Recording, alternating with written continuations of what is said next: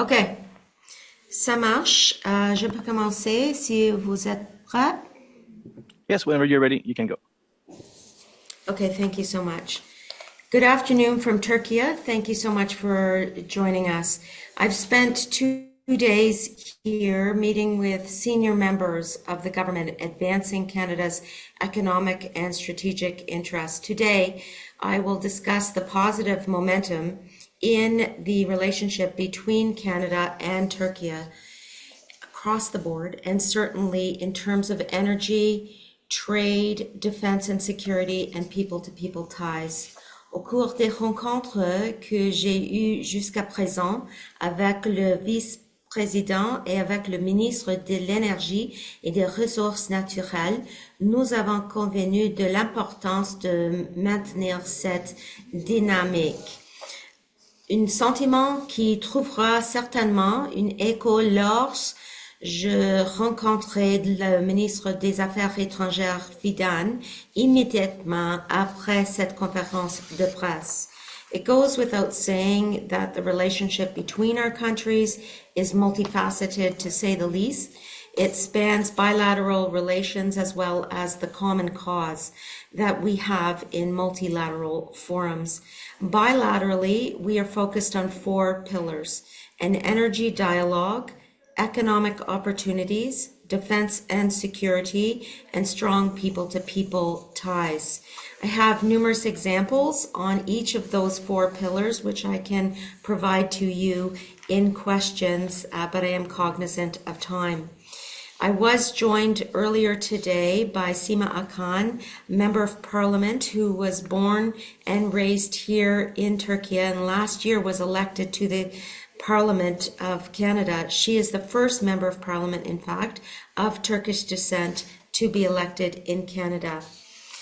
I would welcome your questions now, and I will close by saying that at the forefront of much of the discussion, in addition to the bilateral relationship between Canada and Turkey today, has been the situation in the Middle East and the role that Canada is playing towards de-escalation, protection of civilian lives and civilian infrastructure. Et avec ça, je pourrai répondre à vos questions. First question will be Dylan Robertson. Go ahead. Hi, Minister. Thanks for taking our questions. The Prime Minister said that on its face, the US war on Iran seems inconsistent with international law. We haven't heard your view on it, so do you agree with the PM? And also, what is Canada going to do about this if we do think it violates international law? I do agree with the Prime Minister, and I will say that the focus now is to ensure that Canada continually stands with international legal principles and abides by international law. That's my role as Foreign Minister. And I want to point in particular to a key question relating to international law, and that is regarding maritime security. The international legal principles at issue regarding maritime security and the Strait of Hormuz in particular are that there should be no weaponization of international shipping lanes and prevention from countries around the world having the resources that they need. In fact, blocking the Strait of Hormuz violates the UN Convention on the Law of the Sea, UNCLOS, as well as customary international law, and ships from all countries have the right to pass through. This is a very important point that I'm working with countries from the Gulf region and around the world on, and I will be seeking support from them on this very key point of international law. And so in answer to your question, there are many points on the radar relating to international law, and Canada is at the forefront of standing up for principles of international law. Thanks for that. And Minister, is the US using coercion to get allies involved in the war in Iran? And if not, how would you describe how Trump is approaching America's partners? I believe that it would be prudent to turn to the principles upon which NATO was founded, and in particular, the principles of collective defense and deterrence, which are triggered by NATO as a whole, not by one country within the NATO family. To our knowledge, a request has not been made to NATO for the type of assistance that is being requested, and Canada, as a founding member of NATO, continues to support the principles of collective defense and deterrence and stands foursquare behind NATO allies in terms of the triggering mechanisms for NATO action. At this point, it's important to remember that those conversations among NATO allies have not occurred. Thank you. Next question, Peter Zimonic. Go ahead. Hello, Minister. Peter Zimonic with CBC. Thanks for doing this. Can you hear me okay? Mm-hmm. Okay, so a moment ago you said you stand firmly with international law. That, I guess that can be taken two ways. One, this attack may be against international law, but this closing the Strait of Hormuz is also. Does that mean that if you stand by international law, you don't participate in the attack, but you do participate in some way in freeing up the Strait of Hormuz? Have I understood that correctly? Let's take a step back. First, Canada wasn't consulted. Canada didn't take part in the military operation, and Canada has no intention to be involved in the offensive military action that continues to occur. What is important for Canada, and certainly in terms of my efforts as the Minister of Foreign Affairs of Canada, is to find paths towards de-escalation, to find a solution that is focused on the preservation of civilian life and civilian infrastructure. I've spoken to my Gulf counterparts about continuing to offer Canada's support, and that support will continue to be part of the conversation, not only with them, but also with my Türkiye counterpart today, Minister Hakan Fidan, as well as with my G7 counterparts, and we are set to meet in Paris next week. In terms of the path forward, I want to stress again that it is part of the conversation that I'm having in Türkiye, part of the reason that I am here. I just emerged from a meeting with the Vice President, Cevdet Yilmaz, and both of us agreed that de-escalation and the preservation of civilian life and civilian infrastructure is of the utmost importance, and that is where Canada's efforts lie with Türkiye, but also with the countries in the Gulf, as I've repeatedly stated, and with my G7 counterparts. I just spoke with, for example, Jean-Noël Barrot, my French counterpart, last night, and tomorrow I will be meeting with Yvette Cooper, my UK counterpart, to discuss these very points. So am I to understand, Minister, that nothing has been decided when it comes to trying to free up traffic in the Strait of Hormuz? That's subject to discussion. And then I'm just going to tack on to the end of that. Turkey has expressed concern as well about Israel possibly committing genocide or war crimes in southern Lebanon. Is that a concern that you share? That's actually three questions, but 20% of oil transportation by sea passes through the Strait of Hormuz. The practical upshot of that is that countries around the world are not able to receive energy exports, not to mention fertilizer and other important aspects of the food supply chain. In terms of the Strait of Hormuz, the position of our country will be to continue to indicate that there should be no weaponization of international shipping lanes, period. And that includes the Strait of Hormuz. Our current conversation with Gulf countries rests on how we can continue to support them, especially in the face of indiscriminate attacks, retaliatory in nature by Iran. In terms of the second part of your question relating to Israel, I will point you to the joint statement by Prime Minister Carney with the leaders of France, the UK, Germany, and Italy last night, indicating that the attacks by Hezbollah against Israel must stop, and that there should be meaningful engagement between Lebanon and Israel to negotiate a sustainable political solution. Thank you. Thank you. Next question, Abigail Billman. Go ahead.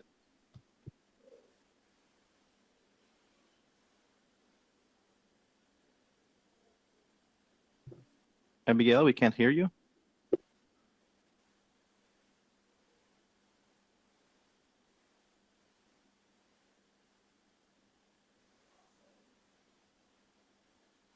Welcome back for Abigail. Next question, Jillian Pepper. Go ahead. Hi, Minister. Can you hear me okay? Yep. Excellent. Thanks for taking questions today. Have you spoken with Secretary Rubio or the Trump administration directly about the Strait of Hormuz and any efforts to get flowing oil back through? I have not spoken with Secretary Rubio since the beginning of the military operation on February 28th. I will be seeing Secretary Rubio in Paris next week at the G7 foreign ministers meeting. Thank you. And just specifically, I understand there was a statement with some G7 peers outside of Washington and Japan calling out Hezbollah and Israel for attacks on civilians and United Nations forces. Can you talk to me a little bit about your level of concern that perhaps a ground invasion a ground offensive could influence the southern Lebanon? As the statement that was issued last night between Canada, France, the UK, Germany, and Italy underlines, there is concern about the escalation of the situation in Lebanon. In particular, the humanitarian situation is worsening, and therefore the leaders of those countries have called for meaningful engagement between Lebanon and Israel to negotiate a sustainable political solution.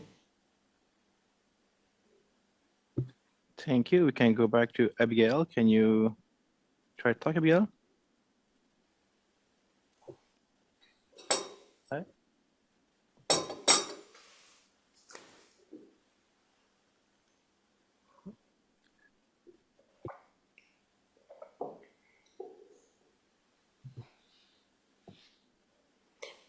Si c'est possible, est-ce que je pourrais demander pour une question en français?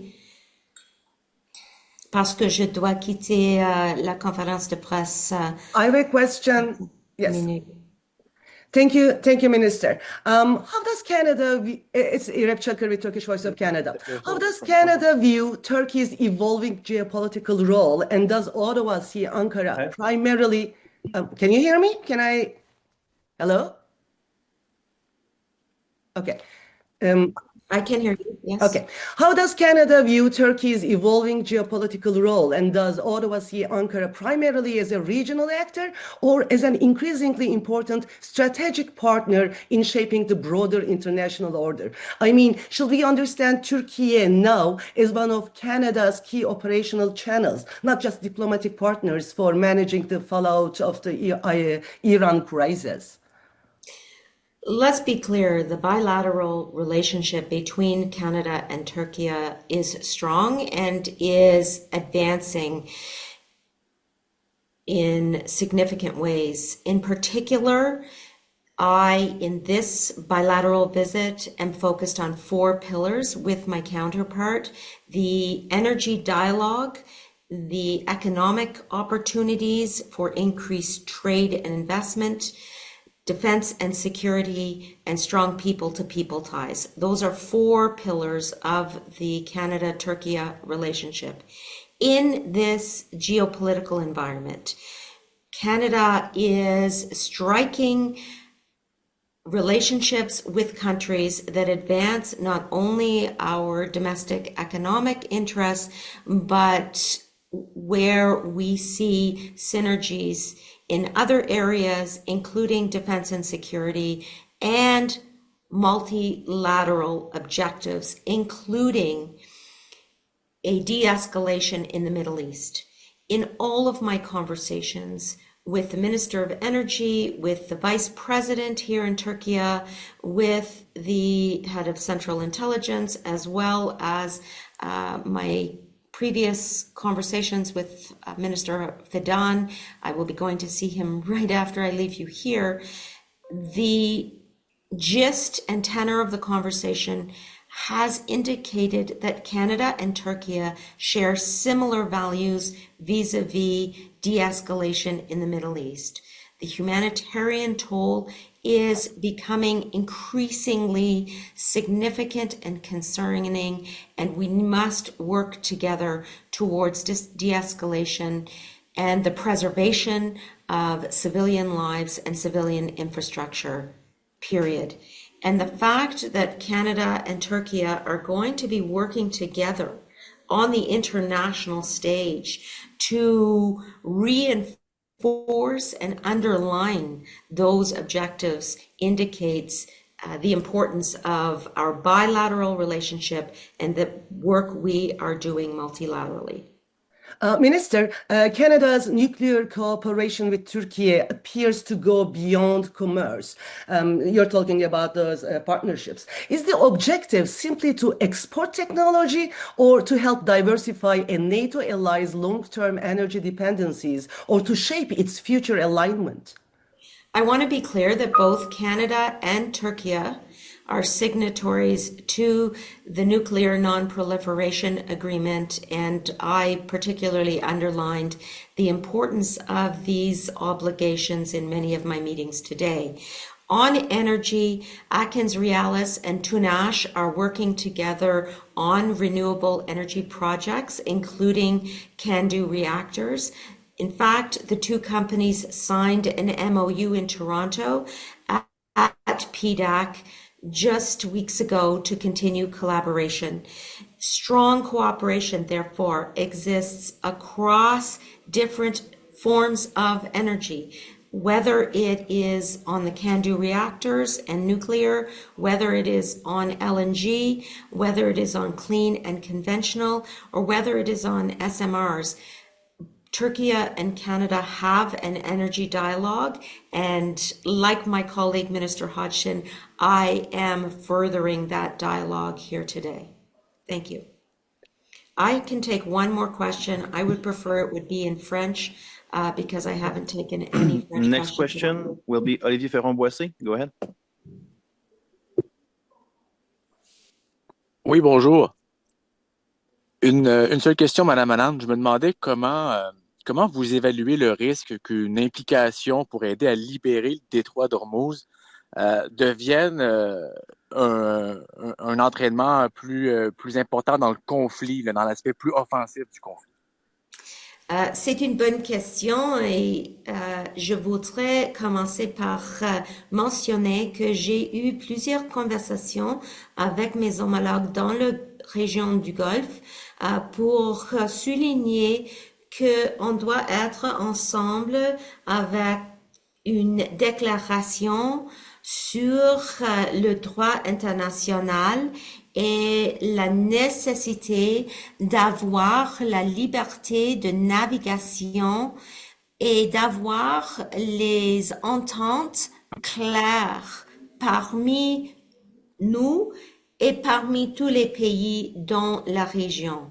Donc, c'est une priorité pour moi comme ministre des Affaires étrangères de travailler avec mes homologues dans le Golfe et dans le Moyen-Orient et aussi ici en Europe et en Turquie de souligner l'importance d'être ensemble là-dessus. Ça, c'est une priorité maintenant pour moi, pour nous, parce que le droit international dit la même chose, mais aussi c'est une nécessité humanitaire d'avoir la liberté de navigation là.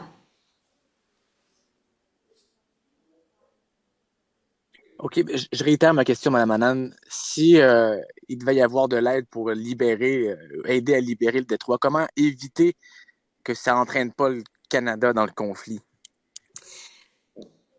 C'est la même question que j'ai reçue en anglais et j'ai dit, je vais dire la même chose. Nous n'avons pas une conversation avant le conflit avec les États-Unis ou l'Israël, pas de consultation. Nous n'étions pas une partie de l'opération militaire. Nous n'avons pas une intention d'être là dans le conflit offensif. Mais on va continuer d'appuyer nos homologues dans la région de Golfe. Et maintenant, ça veut dire que nous travaillons sur une déclaration de dire fermement que la liberté de navigation, c'est une principale directe et ferme et on va être solide et unitaire avec les pays du Golfe et nos partenaires là pour souligner l'importance là. Et merci beaucoup tout le monde. Thank you Can I very much. ask for a clarification? Thank you. This is all the time we have for the minister Can I- today.